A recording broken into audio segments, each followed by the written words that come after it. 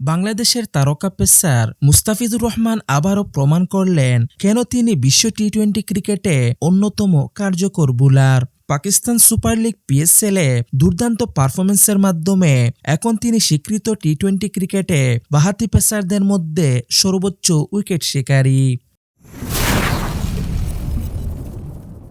মুলতান সুলতানসের বিপক্ষে সর্বশেষ ম্যাচে 2 উইকেট নিয়ে মুস্তাফিজ নিজের মোট উইকেট সংখ্যা দাঁড় করান 416-তে।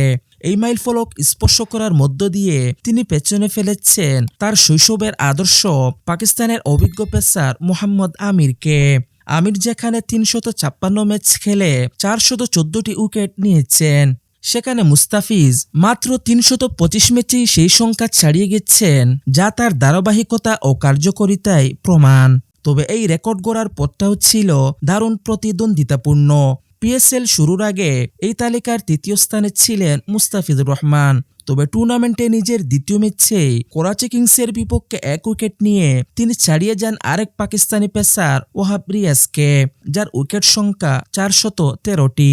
2023 সালের পর থেকে প্রতিযোগিতামূলক ক্রিকেটে আর না থাকায় ওহাব রিয়াজকে টপকাতে খুব বেশি সময় লাগেনি বাংলাদেশের এই বাঁহাতি পেসারের। তবে আমিরকে ছাড়িয়ে গেলেও প্রতিদ্বন্দ্বিতা এখানেই শেষ হয়ে যাচ্ছে না। পিএসএল এর এবারের আসরে আমিরও খেলছেন রাওয়ালপিন্ডির হয়ে। এখন পর্যন্ত তিনি 2 ম্যাচে 2 উইকেট নিয়েছেন। অন্যদিকে মুস্তাফিজ 3 ম্যাচে শিকার করেছেন 4 উইকেট। ফলে টুর্নামেন্ট জুড়ে এই বাঁহাতি পেসারের লড়াই আরও জমে ওঠার ইঙ্গিত দিচ্ছে। অপরদিকে মুস্তাফিজের এই 416 উইকেটের মধ্যে আন্তর্জাতিক টি-20তে রয়েছে 158টি উইকেট, যা বাংলাদেশের ইতিহাসে সর্বোচ্চ। তিনি গত বছরের সেপ্টেম্বরে সাকিব আল হাসানকে ছাড়িয়ে এই রেকর্ড গড়েন। যদিও স্বীকৃত টি-20 ক্রিকেটের মোট উইকেট সংখ্যা এখনও সাকিব এগিয়ে আছেন 560টি উইকেট নিয়ে।